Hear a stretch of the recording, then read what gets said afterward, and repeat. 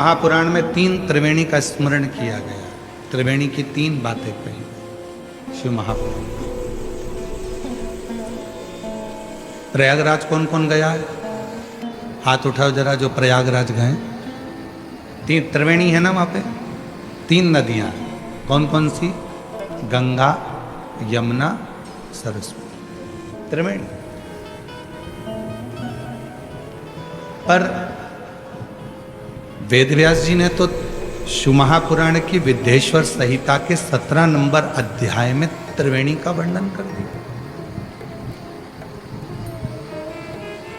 जब आप गीता प्रेस गोरखपुर की शिव महापुराण लेकर आओ और उस शिव महापुराण का विद्येश्वर संहिता का 17वां नंबर का अध्याय पढ़ो तो आपको त्रिवेणी का दर्शन करा रहे हैं वेदव्यास।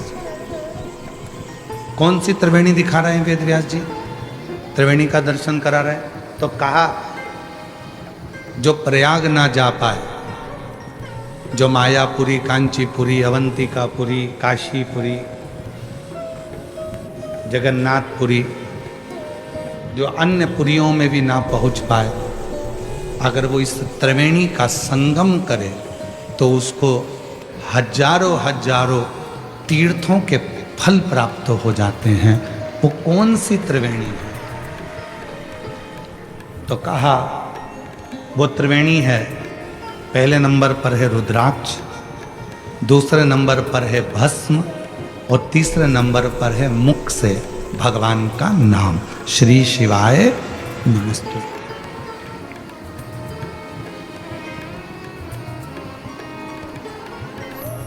ये त्रिवेणी है।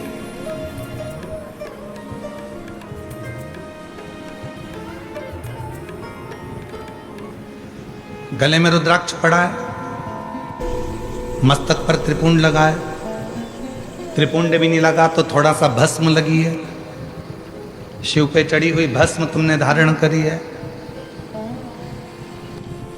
भस्म रखी है। ये वाले एसी को बंद कर दो।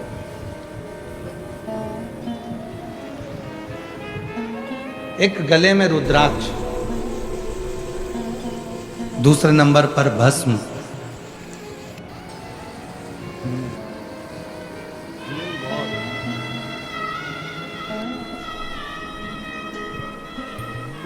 एक नंबर पर है रुद्राक्ष, दूसरे नंबर पर है भस्म और महाराज तीसरे नंबर पर है भगवान शिव का नाम, भगवान का नाम, भगवान का मंत्र। ये वो त्रिवेणी है, ये वो त्रिवेणी है जिस त्रिवेणी का संगम व्यक्ति को 1000 गुना पुण्य फल प्रतिदिन का प्रदान करता रहता है। हमारे संचित जीवन के पाप जितने हैं वो सारे पाप अपने आप समाप्त होते चले जाते हैं त्रिवेणी के संगम से। ये त्रिवेणी संगम।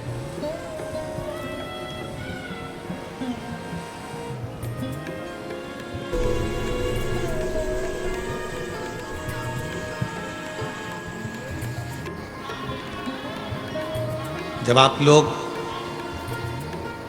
संपूर्ण दुनिया के लोग जब भगवान शंकर के मंदिर में 1 लोटा जल चढ़ाने के लिए जाते हैं तो त्रिवेणी का स्नान रोज होता है। गले में रुद्राक्ष पड़ा हुआ है, मुख से शिव जी का नाम निकल रहा है और भगवान शंकर के मंदिर में जाकर जब हम शीश झुकाते हैं, नमन करते हैं तो वहाँ की रज, वहाँ की भस्म, वहाँ का मिट्टी हमारे मस्तक पे लग जाती है। तो त्रिवेणी का संगम रोज प्रतिदिन इस शरीर से होता है, इस प्रतिदिन हो रहा। अब कोई कहे कि मैं प्रयाग जाकर नहीं आया, कोई कहे कि मैंने प्रयाग का स्नान नहीं करा, कोई कहे कि मैं तीर्थ नहीं गया, कोई कहे कि मैंने ना मायापुरी गया, ना कांचीपुरी गया, ना कहीं अवंतिकापुरी गया, ना मैं कहीं मथुरापुरी ना अयोध्यापुरी गया, मैं किसी पुरी में नहीं गया, तो शिव महापुराण की कथा कहती है, अगर तुम्हारे गले में रुद्राक्ष पड़ा हुआ है और तुम शिव जी का नाम निरंतर मुख से उच्चारण कर रहे हो और शंकर पर लगी हुई थोड़ी सी भी भस्म तुम अपने मस्तक पर लगा रहे हो, तो याद रखना कि तुम्हें सारे तीर्थों का पुण्य फल अपने घरों में ही प्राप्त हो जाए। सारे तीर्थों का फल अपने घर में ही प्राप्त हो अपने।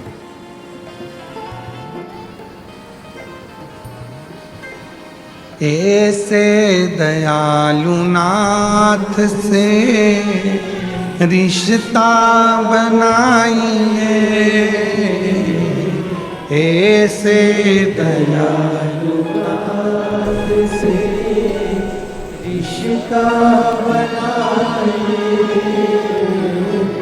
मिलता रहेगा आपको जो कुछ भी चाहिए,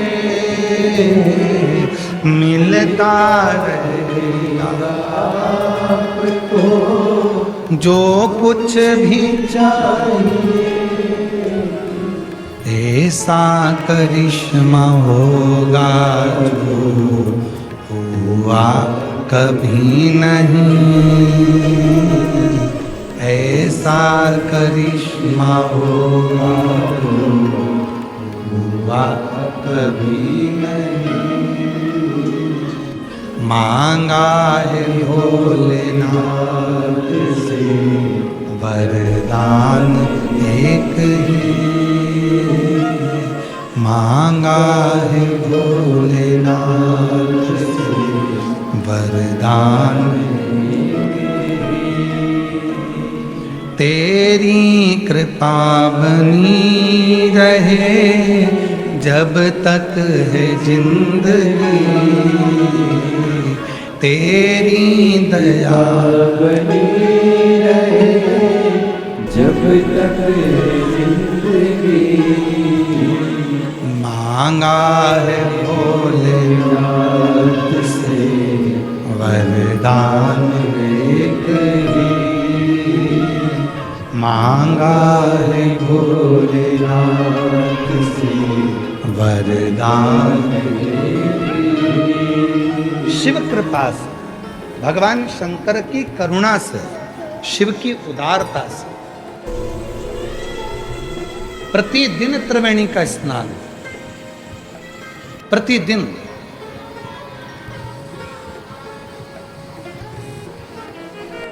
बस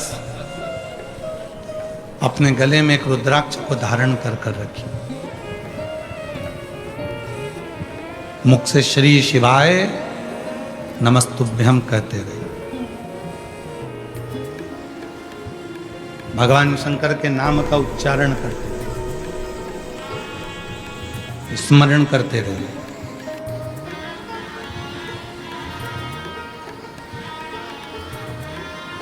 नेत्र, श्रवण, जिह्वा, शरीर की इंद्रियां, ये सब शिव को समर्पित करें। आज का व्यक्ति एक लोटा जल लेकर मंदिर जा रहा है,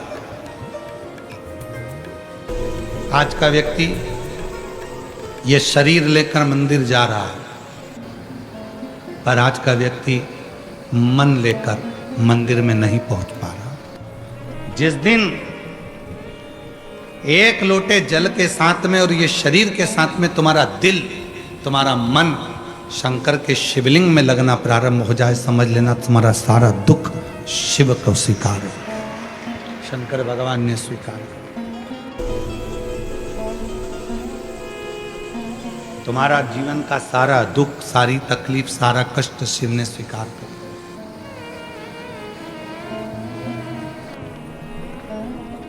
शिव स्वीकार।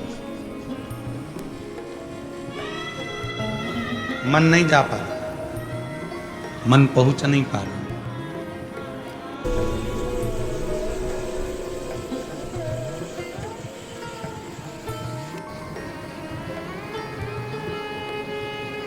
कल जब हम यहां से जा रहे थे तो हम देख रहे थे कि बहुत धूप, गर्मी, और उस धूप और गर्मी में भी लोग भगवान शंकर का गुणानुवाद श्रवण कर रहे हैं, उन्हें धूप लग रही है तो भी वो शिव की भक्ति में डूबे हुए हैं, शंकर की भक्ति।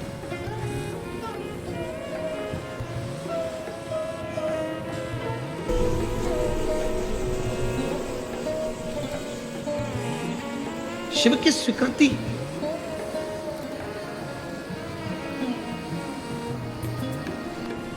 पूरा जीवन अपन ने केवल एक ही काम करा, इस शरीर को शमशान के लिए तैयार किया। संसार के जितने लोग हैं सब एक ही काम कर रहे हैं, इस शरीर को शमशान के लिए तैयार कर रहे हैं। बादाम खाई, आवाज नहीं आ रही है? ये पंडाल में आवाज नहीं है।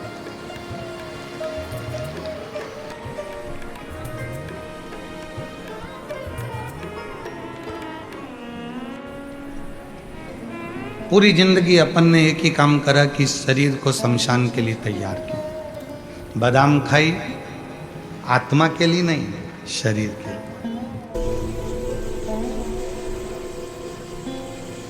पान गुटखा खाया, आत्मा के लिए नहीं, शरीर के, इंद्रियों।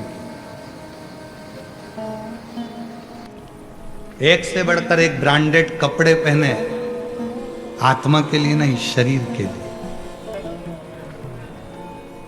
ब्यूटी पार्लर में जाकर तैयार भी हुए, आत्मा के लिए नहीं, शरीर के लिए। 100 रुपए का साबुन से नहा रहे हो, आत्मा के लिए नहीं, शरीर के लिए। 150 रुपए का क्रीम लाके लगा रहे हो, आत्मा के लिए नहीं, शरीर के लिए। जरा सा शरीर में घाव हुआ, दवाई ली, शरीर के लिए, आत्मा के लिए। कितना संभाल संभाल के शरीर को रखा, किसके लिए? शमशान के लिए। किसके लिए? इस शरीर को उस शिव तक लेकर जाने के। नहीं आ रही? आ गई? आवाज नहीं आ रही है?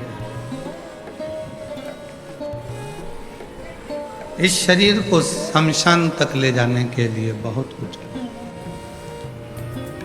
एक निवेदन इस व्यासपीठ से करूं संपूर्ण जगत को, संपूर्ण शिव के श्रोताओं को, भगवान शंकर के भक्तों को, कि शरीर को शमशान तक ले जाने के लिए बहुत प्रयास किया।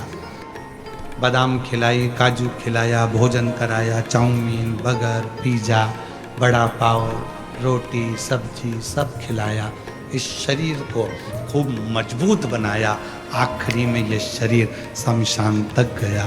निवेदन है, शरीर शमशान तक जाए उससे पहले इस आत्मा को परमात्मा तक भेजने का प्रयास करें।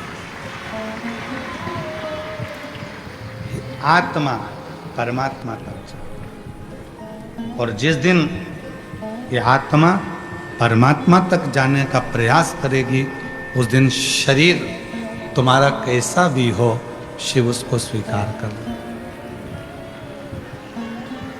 आवाज नहीं जा रही है भाई, आप लोगों को बोल दिया 2 बार 3 बार उधर पीछे, आवाज बढ़ाइए। शरीर कैसा? शिव शरीर नहीं देख रहे हैं, शिव आत्मा, तुम्हारा चित्त, तुम्हारा मन, तुम्हारे विचार, तुम्हारी सोच देख। शिव जी ने जब माता पार्वती को अपनी अर्धांगिनी बनाने का निर्णय लिया था, तब पार्वती बहुत सुंदर नहीं दिख रही थी। थोड़ा ध्यान देना कथा पर। पार्वती जी सुंदर नहीं दिख रही थी। एक लड़का लड़की को देखने के लिए जाता है तो लड़की सबसे पहले तैयार होकर आती है, फिर लड़के के सामने जाती है, ससुराल वालों के सामने जाती है, क्योंकि उसको शादी पक्की करा। पर पूरी दुनिया का पहला संबंध था, पूरी दुनिया की पहली शादी थी, जिसमें शंकर भगवान पार्वती जी को जब पहली बार पसंद करने के लिए जा रहे हैं, तब पार्वती कोई पार्लर में नहीं गई है, कोई श्रृंगार नहीं किया है। पार्वती जी सूखे पत्ते खाती खाती खाती खाती तप करती करती पूरा शरीर काला पड़ गया था, हड्डी हड्डी नजर आ रही थी, मांस तो दिख ही नहीं रहा था, शरीर का पूरा शिथिल हो गया था, पूरा शरीर काला पड़ गया था। माँ पार्वती का नाम अर्पणा हो गया था, और अर्पणा मतलब पूरा शरीर सूखे हुए पत्ते की तरह हो गया, पूरा शरीर सूखा पत्ता।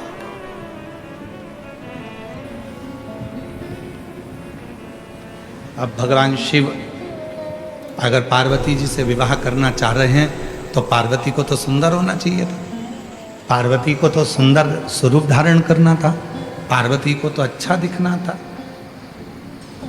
पर पार्वती जी सुंदर नहीं दिख रही, पार्वती जी सूखे पत्ते की तरह अर्पणा हो गई।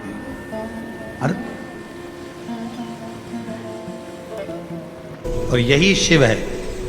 शंकर भगवान तुम्हारी सुंदरता नहीं देखते, शंकर भगवान तुम्हारा स्वरूप नहीं देखते, शंकर भगवान तुम्हारा कपड़ा नहीं देखते, शंकर भगवान तुम्हारे आभूषण नहीं देखते। शंकर भगवान तो जैसे पार्वती बेहोश होकर सूखे पत्ते की तरह अर्पणा होकर पार्वती जी जमीन पर पड़ी थी, बेहोशी में पड़ी थी, और उस समय पर शंकर भगवान ने पार्वती को पसंद किया।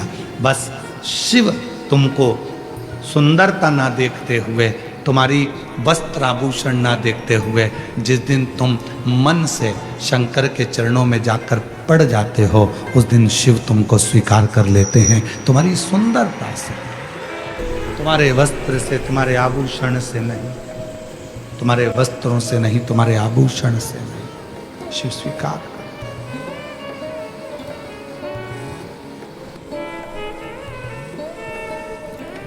वो तुम्हारे वस्त्र या आभूषण से सुख नहीं पा रहा।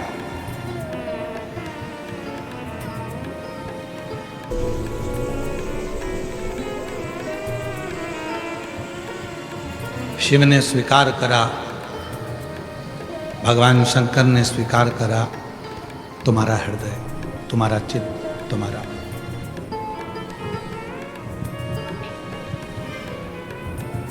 कितना बड़ा मंदिर बनाना चाहिए भगवान को रखने के लिए?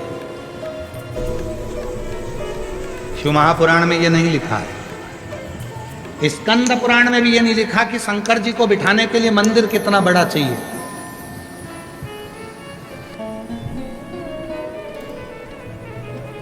घर में कितना बड़ा मंदिर बनाना चाहिए यह भी शिव पुराण में नहीं लिखा। शिव जी को बिठाने के लिए मंदिर कितना बड़ा होना चाहिए ये शिव पुराण में नहीं लिखा, पर इतना जरूर लिखा है, शिव को बिठाने के लिए मंदिर भले कैसा भी हो, पर शिव को बिठाने के लिए मन बहुत बड़ा बनाना है। मन बड़ा, हम आप मन छोटा करते जा रहे हैं, अपना दिल छोटा करते जा रहे हैं, हृदय छोटा कर।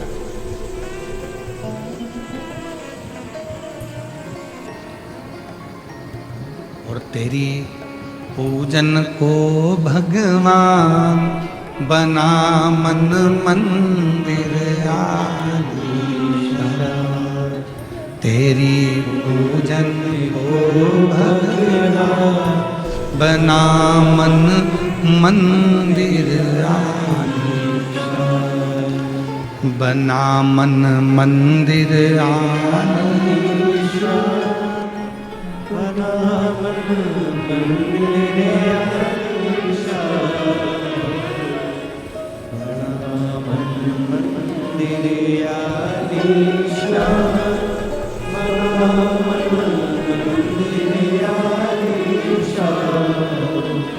तेरी पूजन को भगवान बना मन मंदिर, तेरी पूजन को भगवान बना मन मंदिर। ये नहीं कहा मंदिर कितना बड़ा हो, ये नहीं कहा कि शिव को पाने के लिए कितना बड़ा घर में मंदिर हो, मन बड़ा। आज घर में मकान तो बड़ा हो गया, कमरे भी बड़े हो गए, बिल्डिंग भी बड़ी हो गई, मकान बड़ा हो गया, गाड़ी बड़ी हो गई, कमरे बड़े हो गए, बाथरूम बड़ा हो गया, किचन बड़ा हो गया, रसोई घर बड़ा हो गया, लॉन बड़ा हो गया, गार्डन बड़ा हो गया, हॉल बड़ा हो गया, पलंग बड़ा हो गया, भोजन करने की टेबल बड़ी हो गई, श्रृंगार करने की टेबल बड़ी हो गई, बर्तन बड़े हो गए, पर दिल छोटा होते चले गए, मन छोटा होते चले। क्यों गुरुजी? आप कैसे कह सकते हो कि मन छोटा हो गया? अंदाजा लगा कर देखो। तुम्हारे कमरे में जेठानी देवरानी के बच्चे आकर बैठ जाएं, ननंद के बच्चे आकर बैठ जाएं, रिश्तेदार आकर बैठ जाएं, तो घर की बहुओं का मुंह भगोने जैसा हो जाता है। हमारे कमरे में बैठे रहते 24 घंटे, इनके पास कोई काम नहीं है, दूसरी जगह बैठे, बाहर जाके बैठे, सोफे पे बैठे, मेरे कमरे में बैठे रहेंगे। मन छोटा हो गया। पहले मन बड़ा था, कोई भी आए, कहीं पर भी बैठे, पूरा घर सबका है, सबका बंगला है, सबका कमरा है, बड़े प्रेम से। मन छोटा, मन छोटा।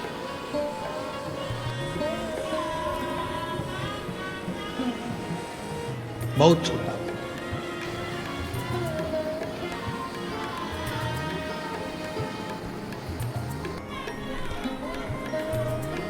एक निवेदन हम करना चाहेंगे, यहाँ पर जो लोग अंदर पानी बांट रहे हैं उनसे हमारा निवेदन है, आप लोगों से करबद्ध निवेदन करें, जो अंदर बैठे हैं उनको पंखों की हवा लग रही है, पर जो धूप में बैठे हैं आपके पानी की ज़रूरत उनको है। आप पानी, जो धूप में बैठे हैं, पंडालों के बाहर बैठे हुए हैं, टेंटों में बैठे हुए हैं, आपसे निवेदन है, अंदर वालों आपके पास पानी है कि नहीं है? जम के बोलो जरा, ठीक है? कोई दिक्कत तो नहीं है? अगर आपके पास में है, ज़्यादा भी भर लोगे तो घर जाते जाते फेंकोगे, इसलिए बाहर धूप में बहुत लोग बैठे हुए हैं, जो अंदर पानी दे रहे हैं उनसे निवेदन है, जो छाता लगा लगा कर बैठे हैं, छोटे छोटे बच्चे उनके पास में हैं, उनकी बॉटल उन भरो, उनको पानी दो, अंदर के लिए छोड़ दो।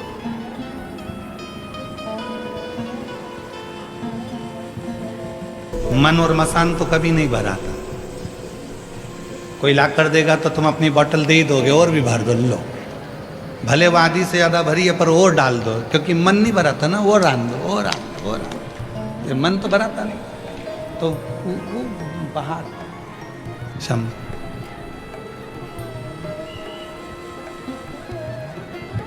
शिव कथा कह रहे, भगवान शंकर का चरित्र कह रहा,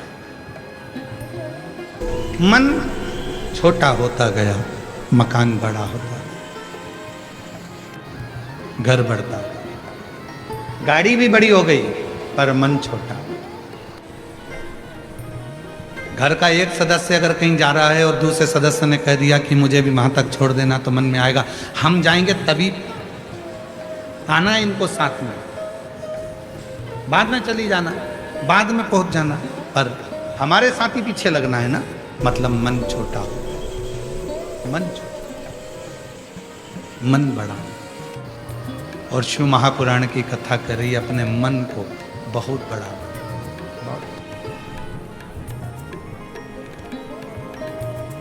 मेरे भोले तेरा सहारा है, मेरे भोले तेरा सहारा है, मेरी नैया का तू किनारा, मेरी नैया का तू किनारा, मेरे बाबा तुझे पुकारा है, मेरे बाबा तुझे पुकारा है, मेरी नैया का तू किनारा है, मेरी नैया खाटू मन को बड़ा बना। मन एक संवाद आया है बड़ा सुंदर शिव महापुराण का। चंद्रशेखर चंद्रमौली शिव महापुराण की कथा जो भूसावल में चल रही है, उसका बड़ा सुंदर एक संवाद है। एक बार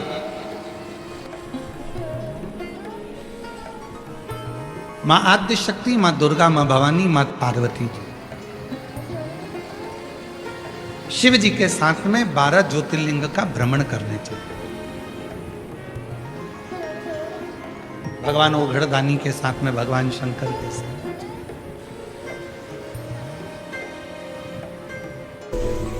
और शिव जी के साथ में मां आद्य शक्ति, मां जगत जननी दुर्गा भवानी जब 12 ज्योतिर्लिंग का स्मरण करने के लिए महाकाल वन में गई। महाकाल वन में जाने के बाद में फिर नंदन वन में गई। नंदन और भ्रमण करते करते करते करते जब माता पार्वती जी नंदन वन में पहुंची, काशी में पहुंची, और काशी में पहुंचने के बाद में मां आद्य शक्ति दुर्गा भवानी मां गंगा के तट पर बैठी। और बैठने के बाद में कुछ देर बाद मां आद्य शक्ति, मां पार्वती का ध्यान चंद्रमा की ओर, चंद्र की।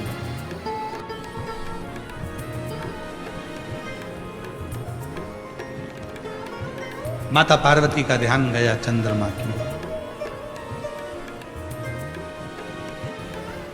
एक टकटकी लगाकर मां पार्वती जी चंद्रमा को देख रही थी। एक टकटकी। और हमने पहले भी कथा में कहा है, जब शरीर में यदि कोई काया का रोग हो जाता है, शरीर में कोई चर्म रोग हो जाता है, कोई काया सफ़ेद पड़ गई, कोई चमड़ी काली पड़ गई, कहीं दाग पड़ गया, और वो काया का रोग यदि मिटता नहीं है, तो हमने पहले भी एक बार कहा था, फिर कहते हैं, जैसे हरी दूबा होती है। दूब देखिए आप लोगों ने, जम के बोलो जरा। दूबा देखिए, गणेश जी को चढ़ती है, क्या बोलते हैं उसको? दुर्बा। तो जो दुर्बा होती है, जैसे बगीचे में दुर्बा लगी होती है, वैसे ही बगीचे में दुर्बा के साथ में जब दुर्बा लगती है तो उसी के साथ एक सफेद कलर की दुर्बा भी होती है। एक सफेद दुर्बा भी होती है।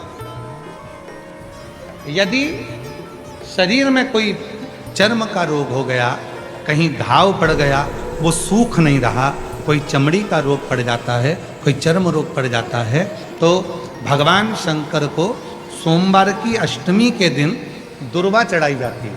और वो सफ़ेद दुर्बा को उठाकर चंद्रमा की रोशनी में, जब चंद्रमा को एक टकटकी देखते हुए उस चंद्रमा की रोशनी में उस दुर्बा को चबा चबा कर यदि खाया जाए, तो शरीर का कैसा भी रोग होता है चर्म का, वो धीरे धीरे समाप्त होना प्रारंभ हो जाता है। वो चमड़ी का रोग धीरे धीरे धीरे धीरे समाप्त हो जाता, चर्म रोग समाप्त।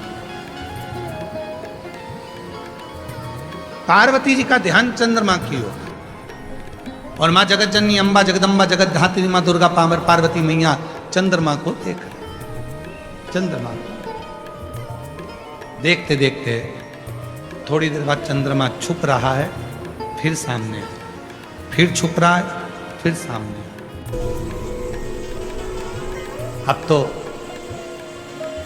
भगवान देवादिदेव महादेव को हंसी आ गई, और भगवान शिव ठाका लगाकर हंस दिए। ध्यान नहीं गया। पार्वती जी को लगा भगवान भोलेनाथ तो केवल मुस्कुरा रहे हैं, ना जाने क्यों हंसने बैठे। थोड़ी देर बाद मां पार्वती जी का ध्यान फिर चंद्रमा की ओर गया, और चंद्रमा फिर सामने आ रहा है, फिर ओझल हो रहा है, फिर सामने आ रहा है, फिर ओझल हो रहा है। इतने में शिव जी फिर हंस दिए वापिस।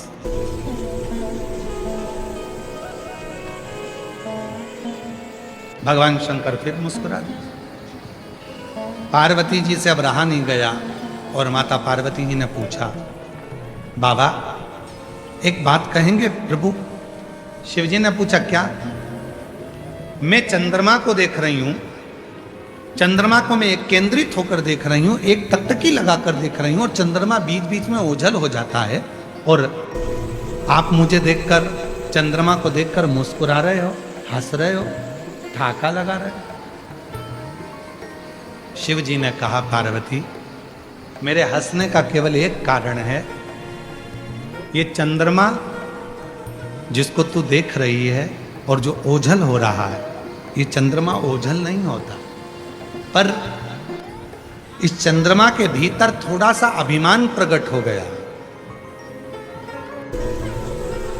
इस चंद्रमा के भीतर थोड़ी सी अभिमतता प्रकट हो गई, और वो अभिमान, वो अभिमतता कोई साधारण नहीं है। तो पार्वती जी ने कहा, आप तो सबके मन की बात को जानते हो, आपको तो लोग मनसा महादेव कहते हैं। शिव जी का एक नाम है मनसा महादेव। जम के बोलो, कौन सा नाम है? मनसा महादेव।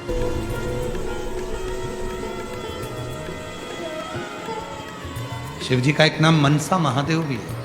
मनसा महादेव से मतलब है, जब संसार का व्यक्ति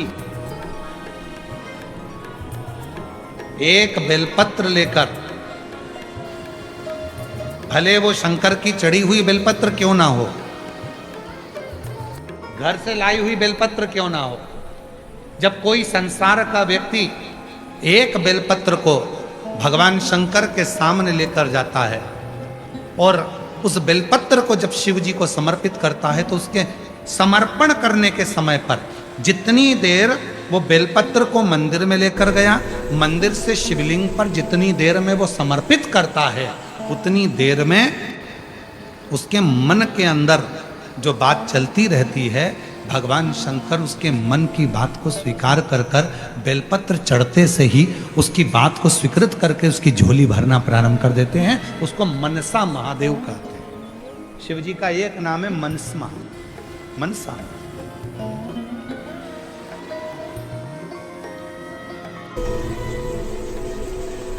ये इधर भुसावल का तो हमको नहीं मालूम, परंतु जो निमाड़ी साइड है मध्य प्रदेश में, धार, राजगढ़, मंदसौर, नीमच, अलीराजपुर, जो निमाड़ का हिस्सा है, वहां पर माताएं मनसा महादेव का पूजन भी करती हैं और मनसा महादेव का व्रत भी करती हैं। इधर भुसावल साइड में या अन्य क्षेत्रों में वो व्रत कम होता है, पर निमाड़ क्षेत्र जो है मध्य प्रदेश का, मंदसौर हुआ, रतलाम हुआ, नीमच हुआ, अलीराजपुर हुआ, धार हुआ, राजगढ़ हुआ, ये क्षेत्र जो है वहां पर मनसा महादेव का व्रत भी होता है और उसकी पूजन भी होता है।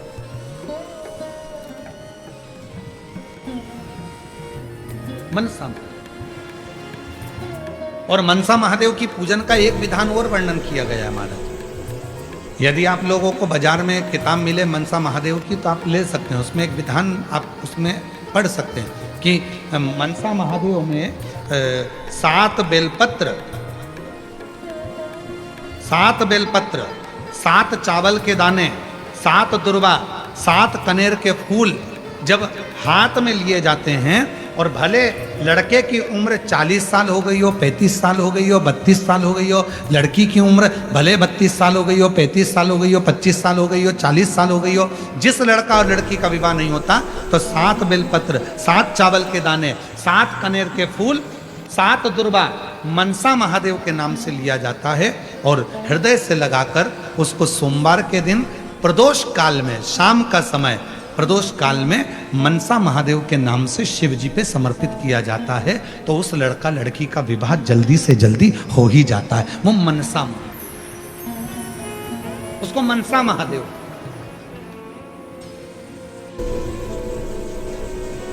और शंभु शरणे पड़ी मांगू घड़ी रे, दुख दया दर्शन ओ शंभो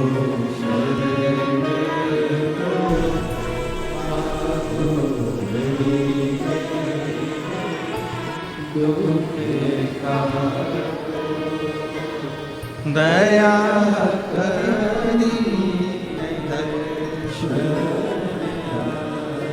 मनसा महादेव। तो शिव जी से मां पार्वती जी कह रही हैं, आप तो दुनिया के मन की दशा को जानते हो। आप बताओ ना कि चंद्रमा क्यों छुप रहा है। आप तो मनसा महादेव हो, आप बताओ चंद्रमा क्यों छुप रहा है। शिव जी ने हंसकर कहा, पार्वती इस चंद्रमा को अभिमान है, अभी तक सारे देवता इसी को सम्मान देते थे, चंद्रमा सुंदर, चंद्रमा सुंदर, चंद्रमा सुंदर, चंद्रमा ऐसा, चंद्रमा सुंदर, चंद्रमा ऐसा, चंद्रमा औषधि देने वाला। आज पार्वती तुम चंद्रमा को एक टकटकी लगाकर देख रही हो तो चंद्रमा को अहंकार आ रहा है कि अभी तक तो देवियां मुझे देखती थी, अभी तक तो देवता मुझे देखते थे, पर आज देवाधिदेव महादेव और महादेवी मुझे देख रहे हैं, मतलब मैं इतना सुंदर हूं। ये चंद्रमा के भीतर अभिमान प्रकट हो रहा है। चंद्रमा के भीतर ये अभिमत्ता, चंद्रमा के भीतर ये अहम, चंद्रमा के भीतर ये अहंकार प्रकट हो रहा है। ये अभिमत्ता प्रकट हो रही है, ये अहम प्रकट हो रहा है।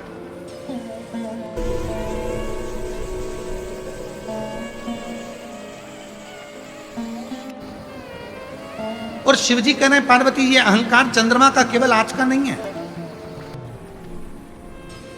परसों की कथा में कहा था, सभा लगी है, देवता बैठे हैं, चंद्रमा आए, देवताओं को प्रणाम नहीं करा, शिव आए बाद में, सारे देवता ने उठकर, भगवान नारायण ने भी हाथ जोड़े, ब्रह्मा जी ने भी हाथ जोड़े, इंद्र ने भी हाथ जोड़े, गरुण वरुण 33 कोटि देवताओं ने शंकर जी के हाथ जोड़े। पर चंद्रदेव अपनी सुंदरता के कारण, अपनी काया के कारण कि मेरी चमक इतनी प्रबल है, मेरे चेहरे की चमक इतनी प्रबल है कि इन देवताओं को भी मैं चमक देता हूं, ये विचार कर कर चंद्रमा ने शिव जी को हाथ तक नहीं जोड़े। चंद्रमा ने शिव जी का अपमान कर दिया, सम्मान नहीं कर।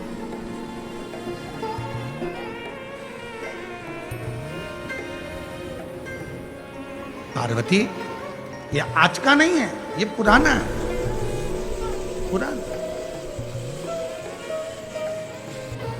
और निवेदन है, बाबा भोलेनाथ जी से कहते रहना, हमारे घर में गाड़ी देना पर अभिमान मत देना, हमारे घर में बंगला देना पर अभिमान मत देना, हमारे घर में फैक्ट्री देना पर अभिमान मत देना, हमारे घर में नौकर चाकर देना पर अभिमान मत देना, हमारे घर में धन दौलत देना पर अभिमान मत देना। क्यों? क्योंकि जब व्यक्ति के धन बढ़ता है, सत्ता बढ़ती है, वैभव बढ़ता है, प्रतिष्ठा बढ़ती है, दौलत बढ़ती है, वैभव बढ़ता है, तो अभिमान भी बढ़ता है। और जब अभिमान बढ़ता है तो एक ना एक दिन वो अभिमान व्यक्ति के सारे धन, वैभव, दौलत, संपदा, सत्ता सबको ले जाकर नीचे पटक देता है। वो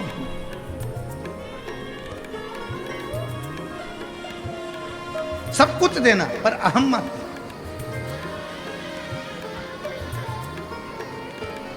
अहंकार मत। इसीलिए हम शिव महापुराण की कथा में जितने भी यजमानों के यहाँ कथा करने के लिए जाते हैं, हम उन यजमानों से एक ही बात कहते हैं कि कथा यजमान नहीं करा रहा है, कथा स्वयं शिव करा रहा है। इसलिए जितने दिन तक यजमान पत्नी के साथ में बैठता है कथा सुनने के लिए, उतने दिन तक शंकर पार्वती उस यजमान के रूप में कथा को श्रवण करने के लिए बैठते हैं। ये हम कर, और हम तो यहाँ भी कहेंगे श्री रतन जी को, श्री विजय जी को, श्री अजय जी को और उनकी धर्म पत्नियों को भी कहेंगे, पूरे भोई परिवार को कहेंगे कि आप इस कथा के मुख्य यजमान हैं। बाबा ने कृपा कर कर आपका हाथ पकड़कर आपको कथा के यजमान बनाया है। आप साधारण नहीं हैं, शंकर और पार्वती के रूप में आप बैठकर कथा को कर रहे हैं। आप सहज नहीं। अगर कोई श्रीमद् भागवत कथा होती तो राजा परीक्षित करा लेते, रामचरितमानस की कथा होती तो काशी के नरेश करा लेते, पर शिव महापुराण की कथा का कोई यजमान नहीं होता। शिव महापुराण की कथा का तो केवल एक यजमान होता है, और वो देवाधिदेव महादेव। जो यजमान भी बैठा है तो वो भी शिव का अंश, शिव का कोई दूसरा। और जब आप और हम कथा को श्रवण करने के लिए बैठते हैं तो आपसे भी निवेदन है, कितना भी धन तुम्हारे यहाँ हो, कितना भी वैभव तुम्हारे यहाँ हो, कितनी भी सत्ता तुम्हारे यहाँ हो, कितना भी बड़ा मकान तुम्हारे यहाँ हो, कितनी भी गाड़ियाँ तुम्हारे यहाँ हो, पर जब कथा में आकर बैठो तो तुम्हारे मन में बस इतना भाव होना चाहिए कि मुझे तो भगवान की कथा श्रवण करना है और मुझे भोलेनाथ जी से बात करना है। जिस समय पर बाबा स्तुति करेंगे, श्री शिवाय नमस्तुभ्यम बोला जाएगा, तब मैं भी अपने बाबा से अपने मन की बात करूं। बस मेरे शिव से मुझे चर्चा करना है, शिव से बात करना है। वैभव धन दौलत संपदा सब एक और, मैं शिव की शरणागति में आई। और जब व्यक्ति यह विचार कर कर कि मुझे केवल शंकर से मतलब, मुझे केवल शिव से मतलब, मुझे केवल कथा से मतलब,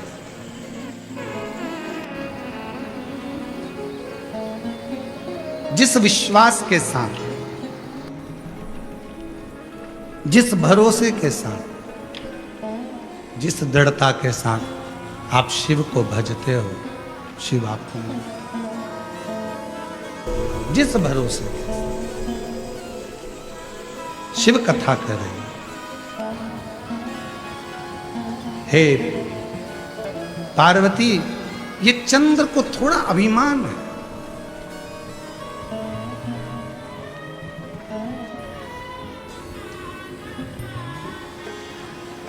जब व्यक्ति बहुत ऊंचाइयों पर पहुंचता है, थोड़ी उन्नति की ओर बढ़ता है, तो उसको थोड़ी अभिमतता आ जाती है, थोड़ा अहम। और शिव महापुराण की कथा कहती है, जिसने अभिमान का त्याग कर कर, अभिमान का त्याग कर कर शिव की शरणागति को जिसने ग्रहण कर लिया, उसकी जिंदगी में फिर कभी अभिमतता सामने रहती कभी नहीं।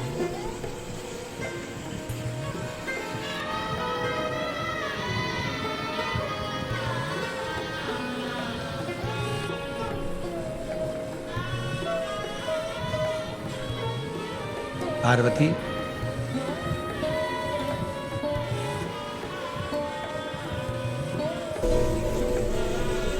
सभा लगी हुई थी, उस सभा में चंद्रदेव ने मेरा अपमान करा था, पर मुझे उसके अपमान से मुझे कोई फर्क नहीं पड़ता, उसके अपमान से मुझे कोई दिक्कत नहीं। पार्वती, आज फिर पुनः वापिस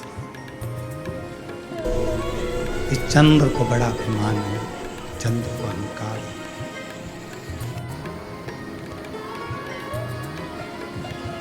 पार्वती जी ने कहा, चंद्र को अभिमान हो ही नहीं सकता। मैं अभी आवाज लगाऊंगी और चंद्रमा मेरे सामने खड़ा होगा। एक आवाज लगाऊंगी और चंद्रमा मेरे सामने होगा, पार्वती जी ने कहा। शिव जी ने कहा, पुकारिए, लगाओ आवाज। और पार्वती जी ने जैसे ही चंद्रमा को आवाज लगाई और चंद्रमा नहीं आया।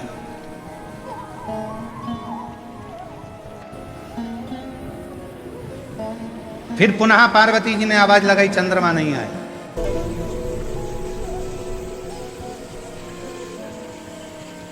वापिस पार्वती जी ने आवाज लगाई, पर चंद्रमा नहीं आया।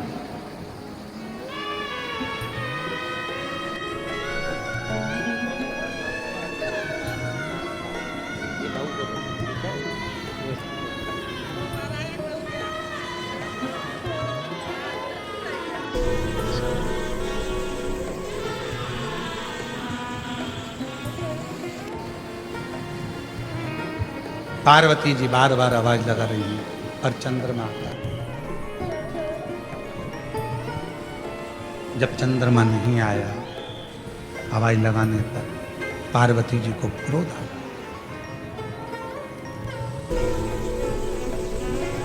चंद्रमा, मैं तुझे पुकार रही हूं और तू आ नहीं रहा।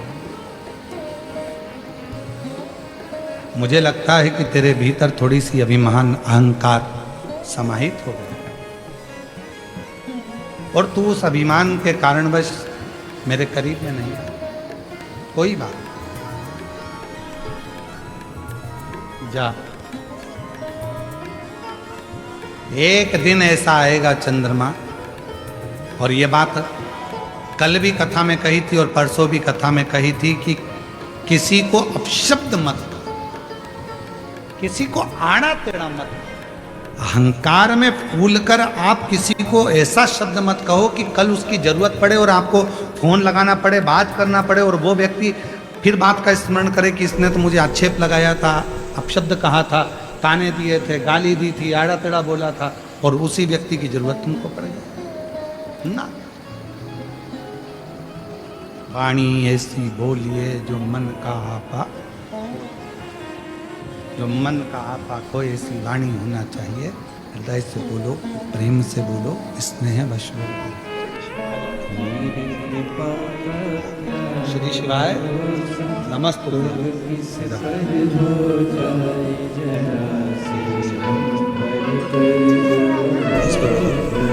बोलो श्री शिवाय नमस्ते।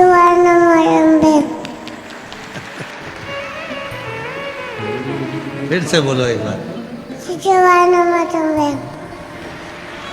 श्री शिवाय नमस्ते।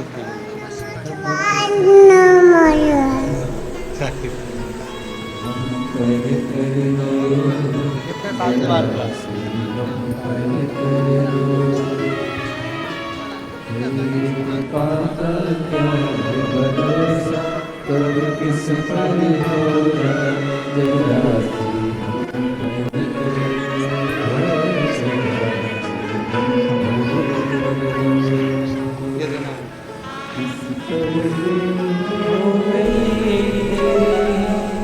कृपा करुणा वो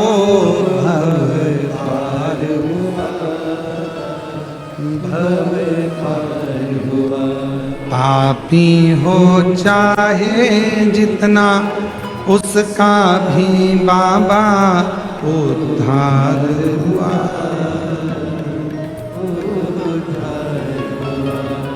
गिद्ध अजामिल गणिका जैसे तेरे मन को जरा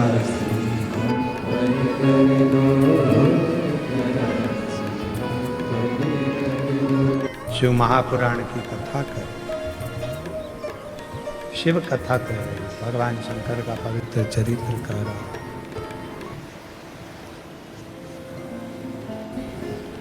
हे पार्वती, ये चंद्र की विमत्ता एक दिन चंद्र को कष्ट प्रदान करेगी और चंद्र तकलीफ में आकर खड़ा हो जाएगा।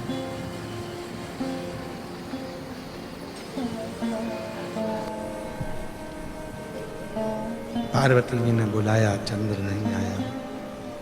फिर बोला, फिर भी नहीं आया।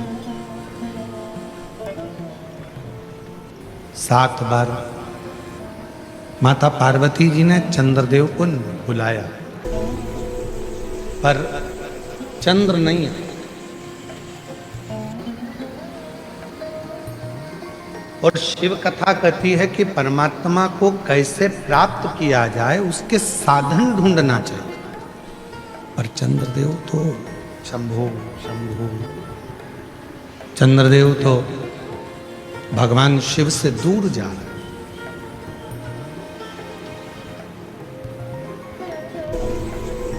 ध्यान रखें, घड़ी कहीं खो गई है तो हम उसको ढूंढते, खोजते।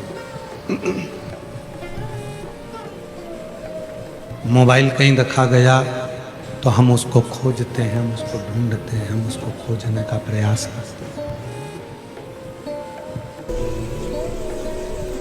उसी तरह जैसे घड़ी कहीं चली गई तो हम उसे खोज रहे हैं, मोबाइल कहीं चले गया तो हम उसे खोज रहे हैं। जिस दिन भगवान शंकर के मंदिर में एक लोटा जल चढ़ाने आप नहीं पहुंच पाए, उस दिन अपने विचारों को खोजना कि आखिर मैंने भगवान की कौन सी अवज्ञा कर दी, कौन सा अपमान कर दिया, आखिर मेरे इस शरीर से कौन सा पाप हो गया जिसके कारणवश मेरे भगवान शंकर के मंदिर में, मेरे शिव के दरवाजे पर मेरा जाना नहीं। मैं भगवान शंकर के मंदिर तक नहीं पहुंच पाया, मैं शिव के मंदिर तक नहीं जा पाया, मैं शिव को एक लोटा जल समर्पित नहीं कर पाया। कौन सी आप आए नहीं और सुबह हो गई, मेरी पूजा की थाली धरी की धरी रह गई। क्यों नहीं आए, किस लिए नहीं आए, ये पता नहीं। खोजो उस परमात्मा को ढूंढने का प्रयास करो उस परमात्मा, कहीं नहीं मिलेगा। दुनिया के लोग कहते हैं कि भगवान तीर्थ में है, तो भी सोच लेना कि तीर्थ में भी ढूंढ कर थक जाओगे तो नहीं मिलेगा। कोई कहे परमात्मा कैलाश पर है, तो ढूंढ कर थक जाओगे तो नहीं मिलेगा।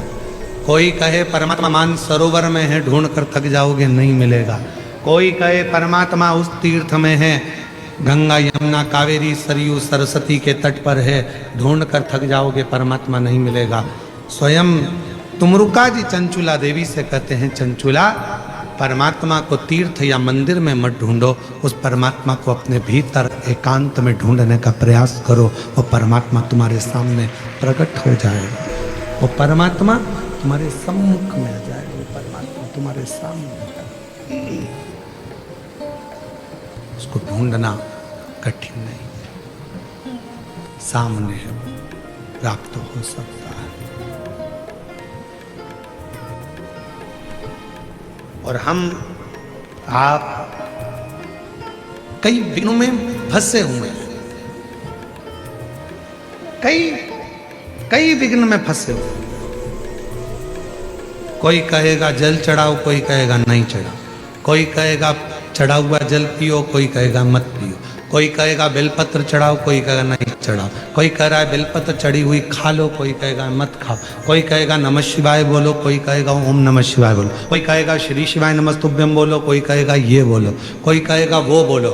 शिव महापुराण की कथा कहती है ईश्वर परमात्मा आत्मा का एक अंश है। परमात्मा आत्मा दोनों एक है, बस इतना याद रखो। उसको आप जिस रूप में, जिस तरह से, जिस भजन से, जिस कीर्तन से, जिस मंत्र से, जिस स्मरण से उसको पुकारोगे, जिस भाव से आप उसे पुकारोगे, वो आपके सामने, वो आपके सम्मुख में, आप उसको पुकारो, वो आपके साक्षी में, आपके सम्मुख में आकर खड़ा होगा।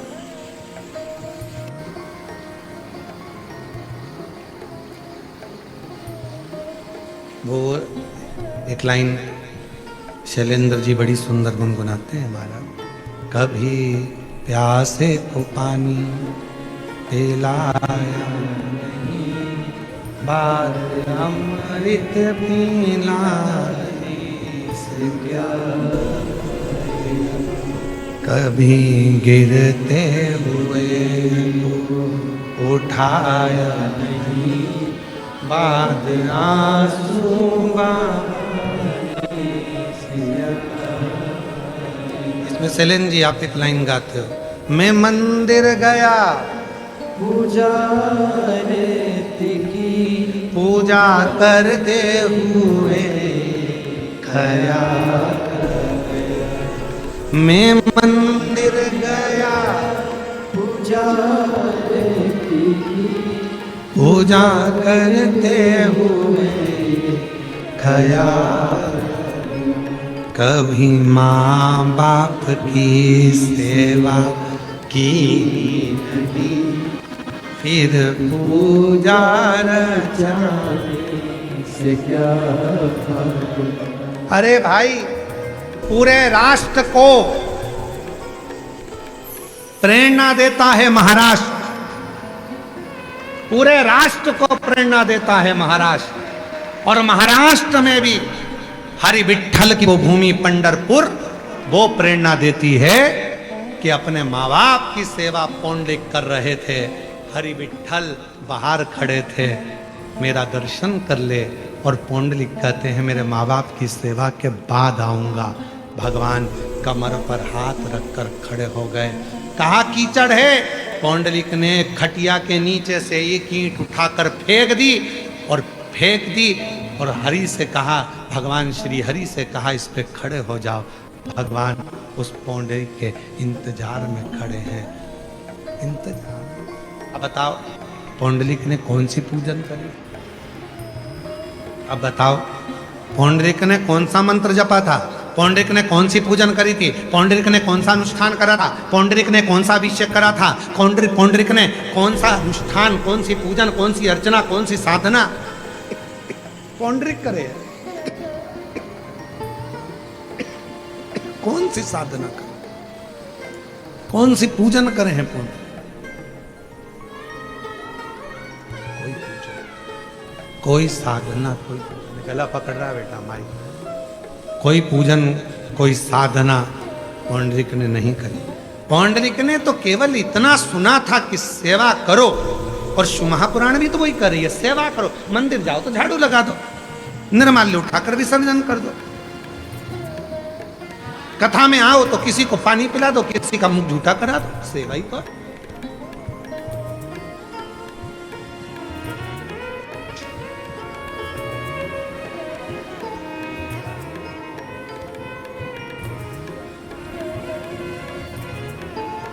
ये सेवा नहीं तो और क्या? और मिलता है, सेवा का फल जरूर मिलता है। सेवा करो तो मेवा मिले,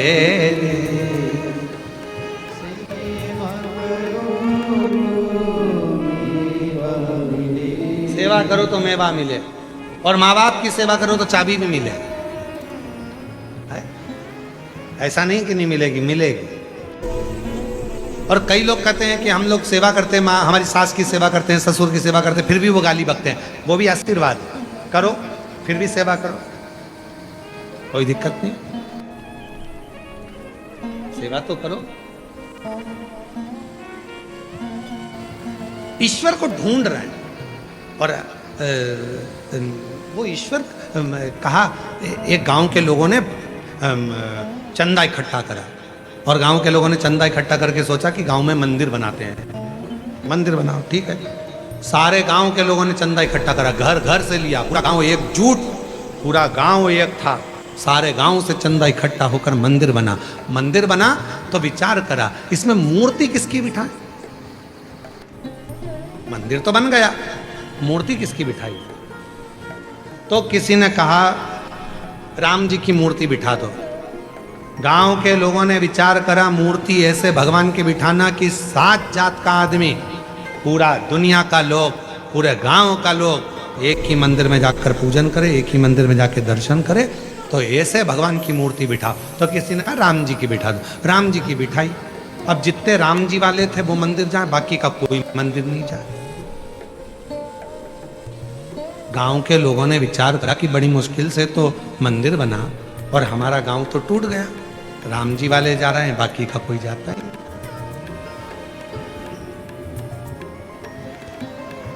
गांव वालों ने सोचा अपना गांव का लोग तो टूट रहा है, एक काम करो, राम जी को विसर्जन करो। किसको बिठाएं? तो कहा भगवान कृष्ण को बिठाओ।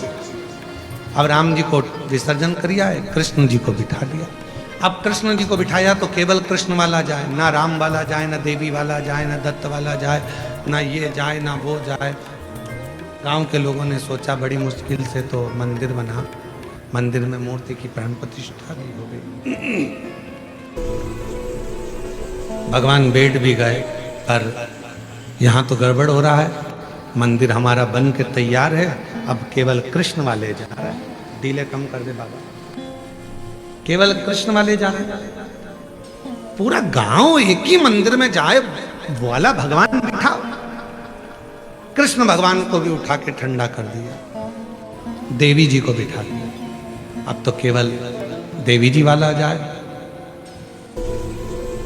फिर गांव टूट गया, शंकर जी को बिठा दिया तो केवल शंकर वाला जाए। गांव के लोगों ने सोचा अपना गांव का लोग तो टूट रहा है, एक ही जाजम पर बैठे, एक ही मंदिर में सब जाए, एक ही देवता का पूजन करे, ऐसा अपना गांव होना चाहिए। तो कोई बट रहे हैं तो एक काम करो, मंदिर में ताला लगा दो। कोई महाराज आएगा, कोई संत से पूछेंगे, फिर भगवान को बिठाएंगे कि अपना गांव पूरा एक जगह पर बैठे। मंदिर में लगा दिया ताला, मंदिर पड़ा खाली। 6 साल निकल गए। 6 साल बाद उस गांव में एक संत आए, और गांव के लोगों ने संत से जाकर निवेदन करा, संत से जाकर प्रार्थना करी, बाबा जी हमारे गांव के लोगों ने चंदा इकट्ठा करा, मंदिर बनवाया। 7 जात का आदमी एक ही मंदिर में जाए, वो बताओ। राम जी बिठाए थे तो राम वाला जाता है, कृष्ण जी बिठाए तो कृष्ण वाला जाता है, देवी जी बिठाओ तो देवी वाला जाता है, शिव जी बिठाओ तो शिव वाला जाता है। पूरा गांव का लोग एक ही जगह पर जाकर बैठे तो कौन से भगवान को बिठाए मंदिर में। संत ने कहा एक काम करो, मंदिर तोड़ दो, होटल बना दो। मंदिर तोड़, होटल बना। तो पूछा आप संत हो और संत होकर ऐसी बात करते हो? सत्य कह रहा हूं, आज इंसान को इतना तोड़ दिया गया है धर्म के नाम पर, आज इंसान को इतना तोड़ दिया गया है जाति के नाम पर, आज इतना इंसान को तोड़ दिया है समाज के नाम पर, आज इंसान को इतना तोड़ दिया है भगवान के नाम पर कि लोगों ने अपने अपने भगवान को बांट लिया है और लोग एक जगह पर बैठने को तैयार नहीं है। आज का इंसान एक होटल में आज का इंसान 7 जात का आदमी एक होटल में खाना पसंद करेगा, पर 7 जात का आदमी एक मंदिर में जाना पसंद नहीं करेगा। आज का इंसान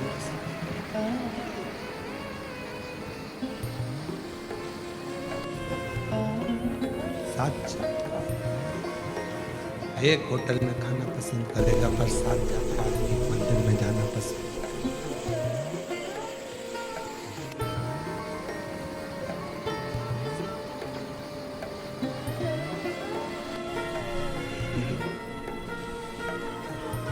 कितना बटे, कितना बांटे, कितना विभाजित करोगे? केवल इंसान आप सब बैठे हो सकता है हमारी बात का आप लोगों को बुरा लग जाए। ईमानदारी से बोलना, यहाँ जितने बैठे हो तुम्हारे मन पर हाथ रखकर बोलना। तुम सवेरे सवेरे पाठ करने बैठते हो तो भी तुम्हारे मन में उलझन रहती है, हनुमान जी का मंत्र पढ़ूं कि राम जी का पढ़ूं।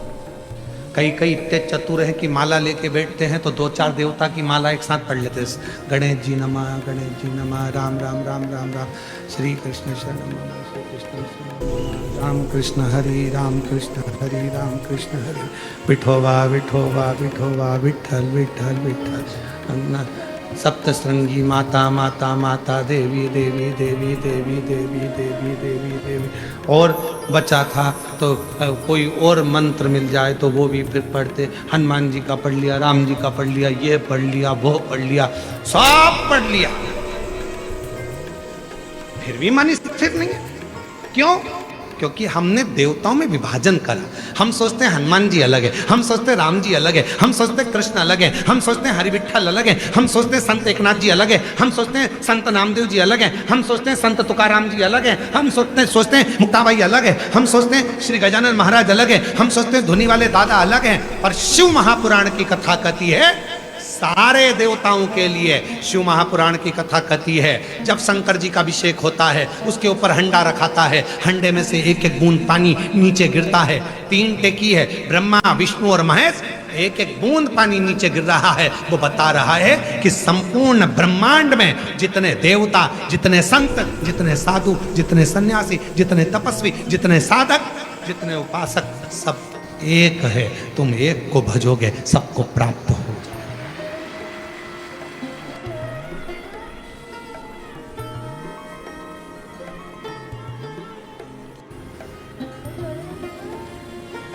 तुम्हारे घर पे पौधा है किसी का? तुलसी का पौधा, बड़ का पेड़, कोई पौधा है तुम्हारे घर में? बोलो तो गुलाब का पौधा, किसी देव, कोई भी पौधा तुम्हारे घर में है कि नहीं है? जम के बोलो जरा, है ना? पानी देते हो? पत्ती में देते हो? फूल में देते हो?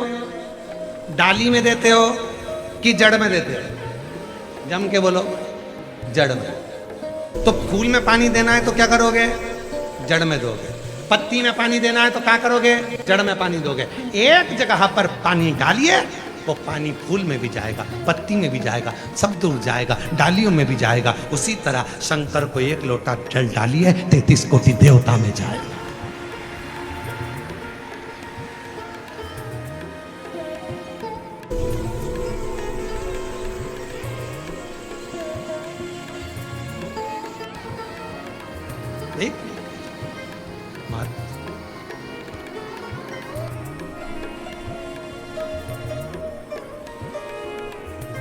एक लोटा जल तुम शिव को चढ़ाना प्रारंभ करो, शिव को एक लोटा जल देना प्रारंभ करो, अपने आप हो जल 33 कोटि देवता को। यहां तक शिव महापुराण की कथा कहती है शंकर जी को जब जल चढ़ाते हैं तो पितरों को भी मिलता है, आहूतों को भी मिलता है, वासुकों को भी मिलता है, गंधर्वों को मिलता है, अप्सराओं को मिलता है, नागों को मिलता है, किन्नरों को मिलता है, सबको वो जल प्राप्त होता है,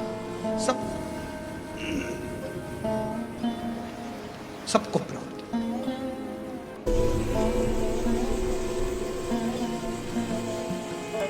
सबको मिलेगा।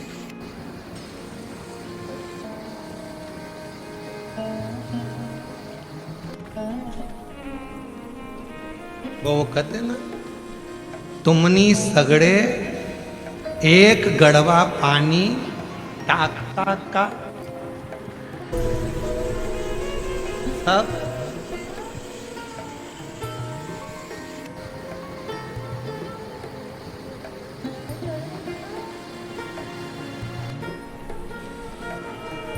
और निश्चित है, निश्चित जब एक लोटा जल स्वयं छत्रपति वीर शिवाजी अपनी मां जीजाबाई के कहने पर चढ़ाते थे तो सारा मराठा एक हो जाता था।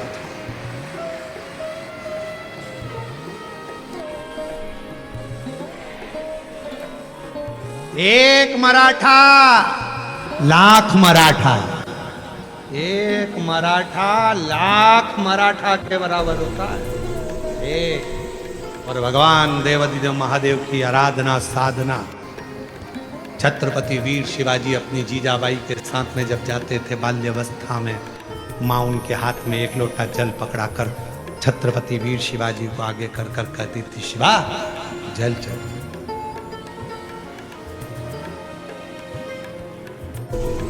एक दिन वीर शिवाजी ने अपनी माँ जीजाबाई से पूछ लिया था, अवस्था थी 9 वर्ष की। 9 वर्ष की अवस्था में जीजाबाई से पूछा छत्रपति वीर शिवाजी ने, मां आई? हे मां आई?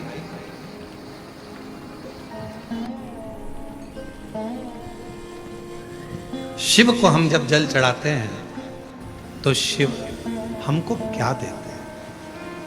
छत्रपति वीर शिवाजी ने अपनी मां से पूछा, शिव हमें क्या देते हैं? तो जीजाबाई ने कहा छत्रपति वीर शिवाजी से कि शिवा, शिव सहन करने की शक्ति देते हैं, और जिसमें सहन करने की शक्ति आ जाती है वही कुर्सी पर बैठकर राज्य कर सकता है।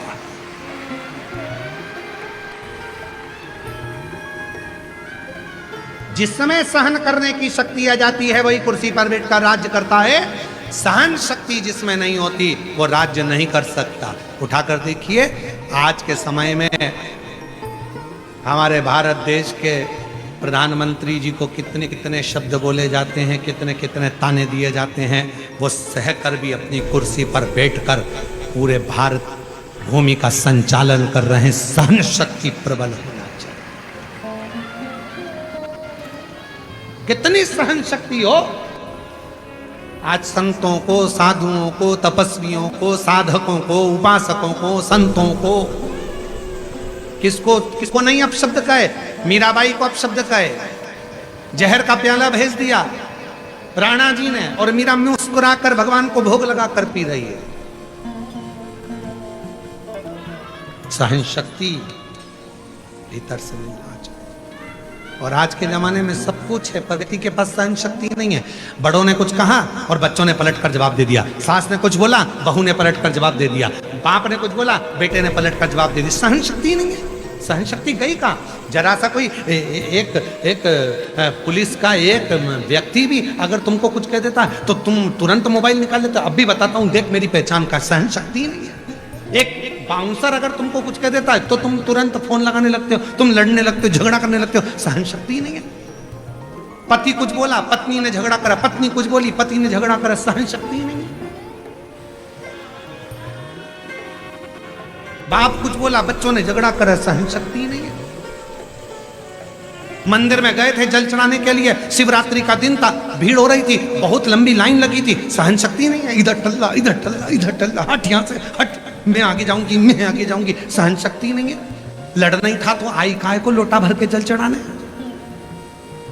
कथा में आए तो भी सहन शक्ति नहीं है।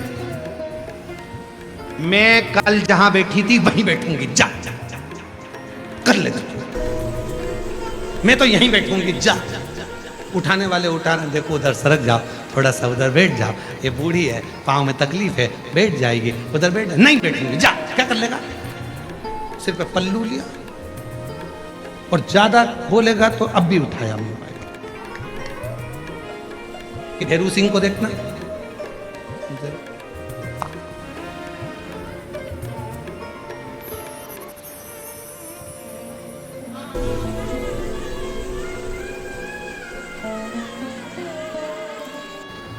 मेरी जीजियों,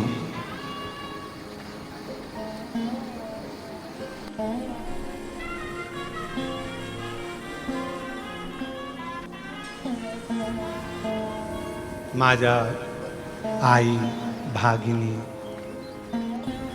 मेरी जीजियों, मेरी माताओं, आप निवेदन, सहनशीलता थोड़ा अपने भीतर, सहनशीलता।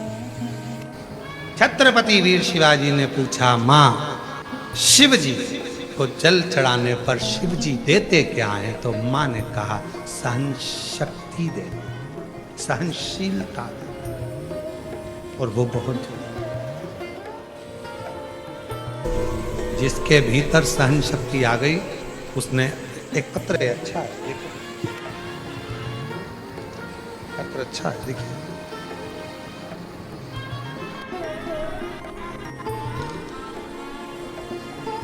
मैं कल्पेश दीपक 22 का, तहसील अमलनेर, जिला जलगांव, महाराष्ट्र से आया हूँ। मेरा मोबाइल नंबर ये है, कहीं बैठे हो तो हाथ हिला सकते हैं और आ सकते हैं। कल्पेश दीपक 22 तहसील अमलनेर, जिला जलगांव, महाराष्ट्र से हूँ। मेरा मोबाइल नंबर ये है। गुरुदेव, मैं सीए फाइनल की परीक्षा 2025 से दे रहा था, 2 बार फेल हुआ, हिम्मत हार गया, तब सोच लिया कि अब एग्जाम नहीं देना है। फिर किसी ने कहा कि वो सीहोर वाला बाबा कथा करता है, अगर उसकी कथा सुनो हिम्मत आएगी और मन करेगा वापिस एग्जाम देने का।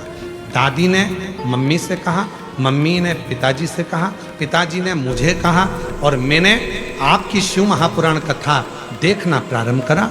रोज सुबह मंदिर जाता, 1 लोटा जल चढ़ाता और बाबा से विनती करता, बाबा तीसरी बार एग्जाम केवल आपके कहने पर दिया, और तीसरी बार एग्जाम आपके कहने पर दिया, और बाबा की ऐसी कृपा हुई गुरुदेव, आप कहते हो सहनशीलता रखना, शक्ति रखना, शिव सहनशीलता देता है। और मेरे बाबा ने आज मुझे बाबा की कृपा से आज मेरे शंकर भगवान ने, मेरे शिव ने मुझे 1 मार्च 2026 को रिजल्ट आया और मुझे बाबा ने सीए बना दिया। मैं बाबा को यहाँ प्रणाम करने के, हिम्मत नहीं हारना, जिसने हिम्मत हार दी, सहनशीलता जिसके पास नहीं है वो हार। अगला पत्र देखिए कितना सुंदर।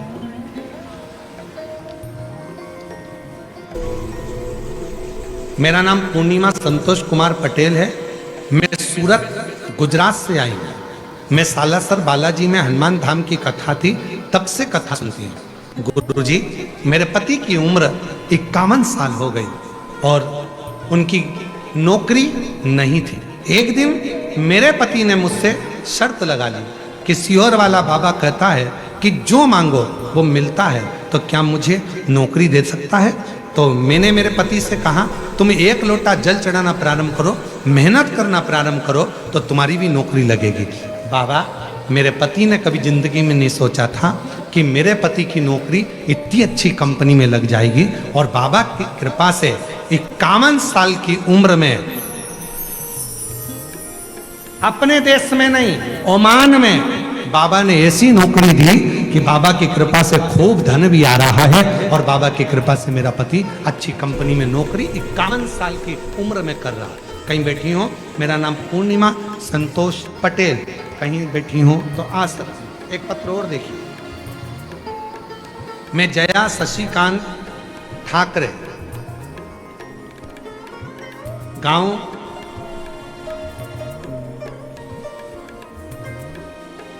चोखड़ है कि चोरबड़ है? चोरबड़, गांव चोरबड़, तहसील भुसावल, जिला जलगांव। गुरुजी सादर प्रणाम। मैं यह पत्र बहुत श्रद्धा और खुशी के साथ लिख रही हूँ। कई वर्षों से हमारे यहाँ संतान नहीं थी। 19 साल हो गए थे, संतान का सुख नहीं था। 19 साल तक संतान नहीं हुई, हिम्मत हार चुके थे, पूरा परिवार टूट चुका था कि अब मैं कभी मां नहीं बन सकती। फिर किसी ने कहा, सियोर वाला बाबा कथा करता है, उसके पंडाल में जाकर बैठो, वहां की मिट्टी को गर्व से लगा, सफेद आंकड़े की जड़ का प्रयोग करो, पशुपति नाथ का व्रत करो। मैंने वही की वही करा। 4 बार उपवास किए, 2 बार सीहोर चली गई, कंकर शंकर की पूजन करी और बाबा की कृपा से मेरे घर में 2 कंकर 2 बार जाने से आए और बाबा की कृपा से मुझे संतान 19 साल के बाद जुड़वा बच्चे हुए, एक लड़का एक लड़की। बाबा की कृपा से 19 साल के बाद मेरे घर में आए, जिनका मैं फोटो भी लगा रही हूँ, जिनका मैं फोटो भी लगा रही हूँ। 19 साल के बाद मेरे कहीं बैठे हो, जया शशिकांत ठाकरे, गांव चोरबड़, तहसील भुसावल, जिला जलगांव। कहीं बैठे हो तो आ सकते हैं। शिव तत्व किसको? भगवान शंकर की साधना। शिव क्या देंगे? सबसे पहले सहनशील, सबसे पहले सहनशील। इसीलिए आप लोगों को बार बार कहते हैं, ऐसे दयालु ना। आप मत बोलो, पूरी जितने लोग बैठे हैं सब बोलो, ऐसे दया रिश्ता बनाइए, ऐसे दया रिश्ता बनाइए, मिलता रहेगा आपको जो कुछ भी चाहिए, मिलता रहे, बोलो बोलो, जो कुछ भी चाहिए, ऐसा करिश्मा होगा हुआ कभी नहीं, ऐसा करिश्मा होगा हुआ कभी नहीं।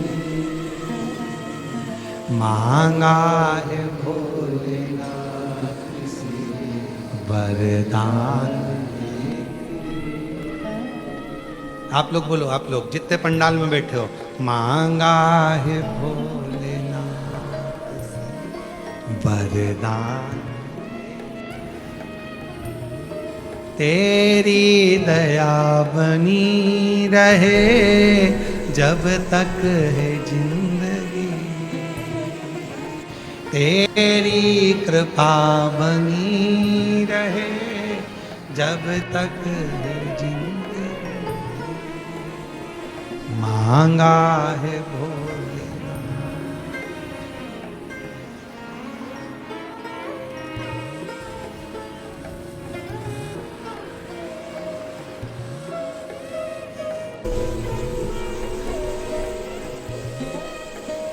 तेरी दया बनी रहे जब तक, तेरी कृपा जब तक है जिंदगी, मांगा है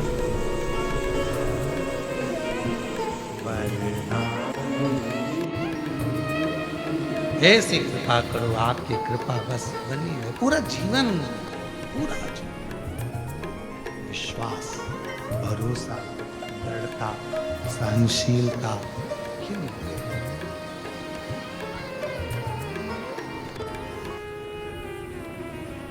और भगवान शंकर ओ गणदानी त्रिकालदर्शी कैलाशी विनाशी शंकर देते सहनशीलता प्रदान कर।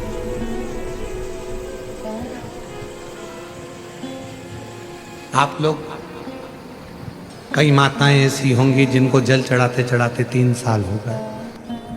कई मेरे जीजा जी ऐसे होंगे जिनको जल चढ़ाते 2 साल हो गए। कई मेरी बेटी बेटा ऐसे होंगे जिनको जल चढ़ाते चढ़ाते 1.5 साल हो गए। कई मेरे बुजुर्ग माँ बाप ऐसे होंगे जिनको जल चढ़ाते चढ़ाते 2-4 साल हो गए। कोई तुमसे पूछता होगा कि ये जल चढ़ाने से तुझे कोई फायदा हुआ कि नहीं हुआ?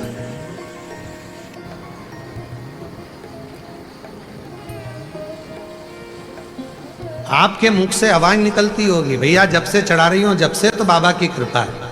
किसी के आगे हाथ नहीं फैलाना पड़ता, व्यवस्था बाबा कर देता है। खुद कर, खुद।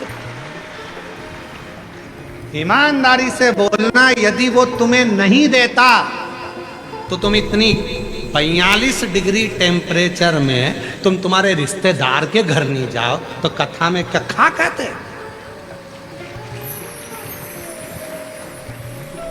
उसने दिया है, तुम्हारी झोली खुशियों से भरी है, इसलिए तुम 42 डिग्री टेम्परेचर में भी पार्किंग में गाड़ी खड़ी कर कर पैदल पैदल सिर पे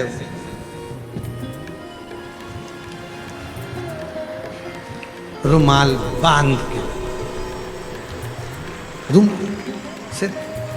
रुमाल बांध के और बाजू में छोरा छोरी कर और चले जा। तो उसने दिया है तभी तो तुम आए हो। और कितने समझदार हो तुम मालूम है? जैसे ही धूप तेज आती है तुम कपड़ा बांध लेते हो। गर्म हवा कान में नहीं जाना चाहिए, बीमार पड़ जाएंगे। उसी तरह गलत बातें दिमाग में नहीं जाना चाहिए, मन बीमार पड़ जाएगा। चले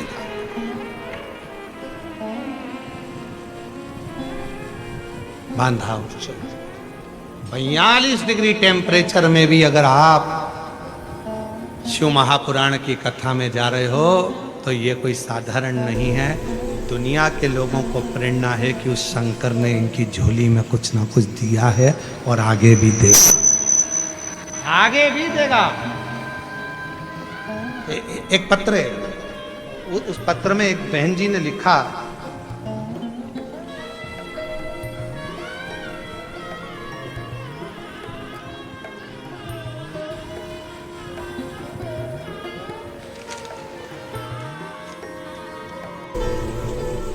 मैं संजय कुमार होतीलाल अग्रवाल, रामपेट वरण गांव, तहसील भुसावल, जिला जलगांव का निवासी। कहीं बैठे हो, मेरा मोबाइल नंबर ये है। गुरुदेव कोटि कोटि प्रणाम। मेरी बेटी कुमारी वैष्णवी 3 साल से बैंक की एग्जाम दे रही थी। 3 साल से बैंक की एग्जाम दे रही थी लेकिन यश नहीं मिल रहा था। फिर मैंने पशुपतिनाथ के 5 उपवास किए, लेकिन चौथे उपवास में मेरी बेटी का बैंक ऑफ इंडिया में सिलेक्शन हो गया।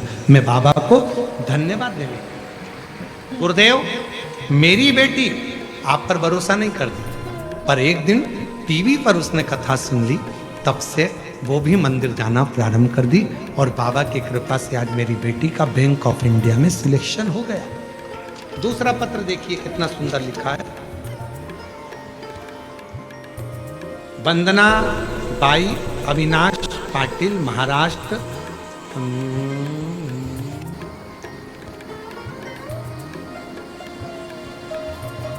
क्या लिखा है? अकुल खेड़ा। तुम लोग पढ़ लो, पढ़ लिया, समझ में आ गया?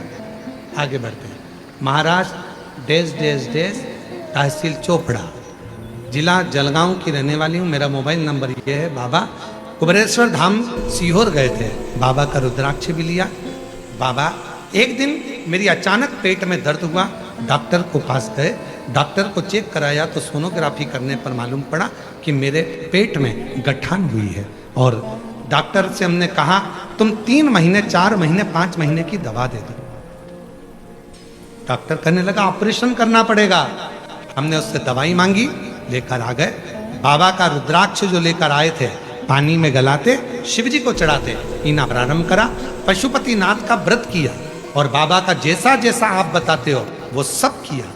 दूसरी बार ऑपरेशन की तारीख आई और मैं ऑपरेशन के लिए गई।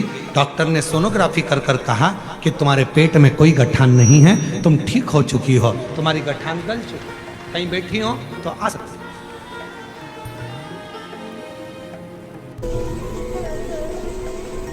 एक लाइन लिखी है, अच्छी है, पढ़ो जरा।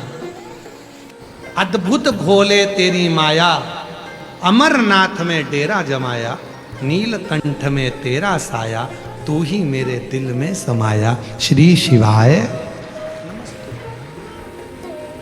श्री शिवाय नमस्ते। आजो ऐसे दयालु नाथ से रिश्ता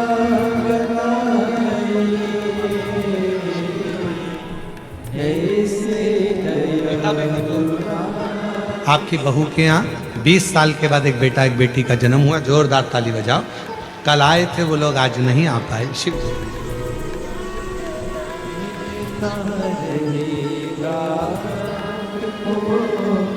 जो कुछ भी चाहिए मिलता रहेगा।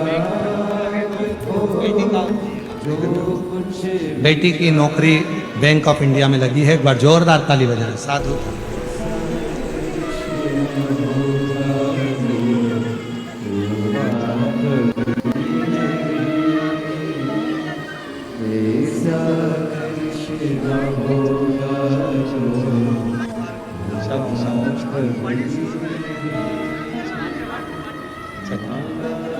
भोलेनाथ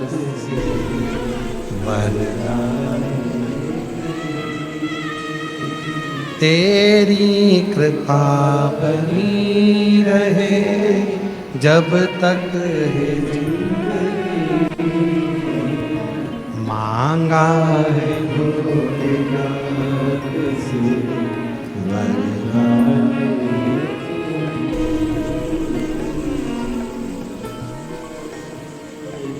बस हृदय में कथा बैठे।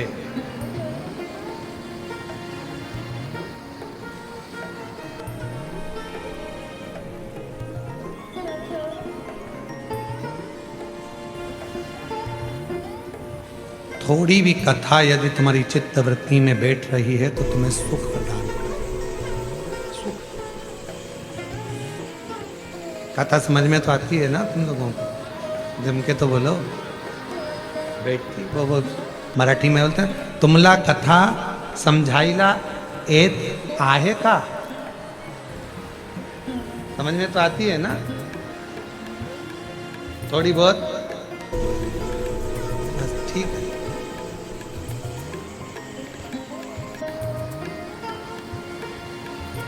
अभिमान से परे हो। मां जगत जननी दुर्गा भवानी ने बुलाया चंद्र को। चंद्र चंद्र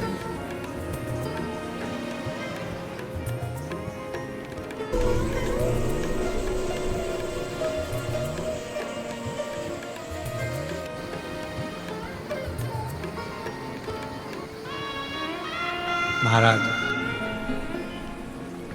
पार्वती मैया ने शिव जी से कहा, यदि ये चंद्रमा इतना अभिमान में डूबा है तो इसको भोगना तो पड़ेगा। जब व्यक्ति अभिमत्ता में डूबता है, अभिमान की ओर आगे बढ़ता है, तो उसको कष्ट तो भोगना ही पड़ता है। शिव महापुराण की कथा में वर्णन आता है कि चंद्रमा पार्वती जी के बुलाने पर भी जब नहीं गया, तब एक दिन चंद्रमा स्वयं रोग से ग्रसित, स्वयं रोग से ग्रसित। और जब चंद्रमा रोग से ग्रसित हो जाता है, उसको याद आता है कि मैंने जगत जननी जगदम्बा अम्बा पार्वती के बुलाने पर भी मैं नहीं पहुंचा, क्योंकि मेरे भीतर अभिमान। मेरे भीतर अहंकार। कई लोग ऐसे हैं जो अभिमानवश भगवान के मंदिर तक नहीं जाते।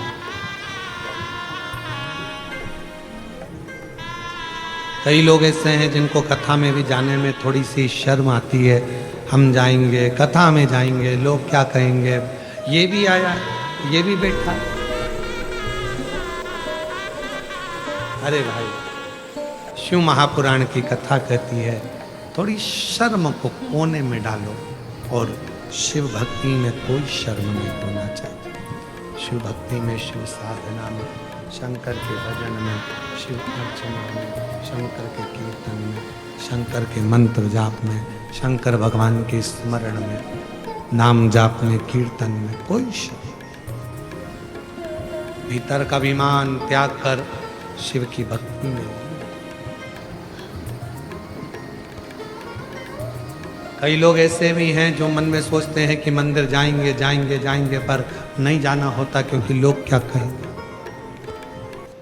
लोग क्या बोलेंगे।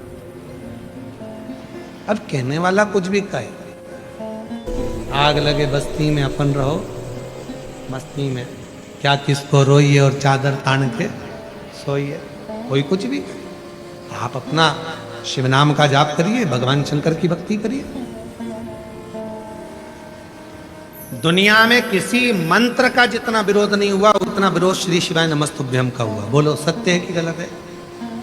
दुनिया में किसी पुराण की बात का विरोध नहीं हुआ उतना विरोध हुआ कि शंकर जी पे जल चढ़ाकर मत पियो, बेलपत्र मत खाओ, शिव जी पे दुर्वा मत चढ़ाओ, तो काली मिर्च मत चढ़ाओ, तो ये मत चढ़ाओ, सबका विरोध हुआ।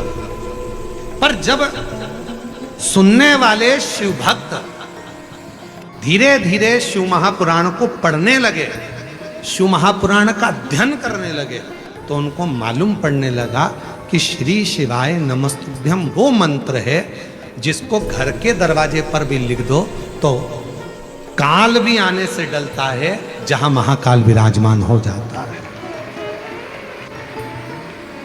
भगवान शंकर का वो मंत्र उच्चारण है जिसके मुख का दर्शन भी कर लो तो संचित पाप नष्ट हो जाए।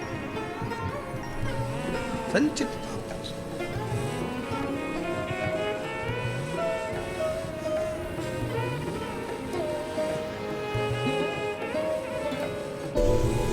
श्री शिवाय नमस्तुभ्यं, श्री शिवाय नमस्तुभ्यं, श्री शिवाय नमस्तुभ्यं, श्री शिवाय नमस्तुभ्यं, श्री शिवाय नमस्तुभ्यं, श्री शिवाय नमस्तुभ्यं।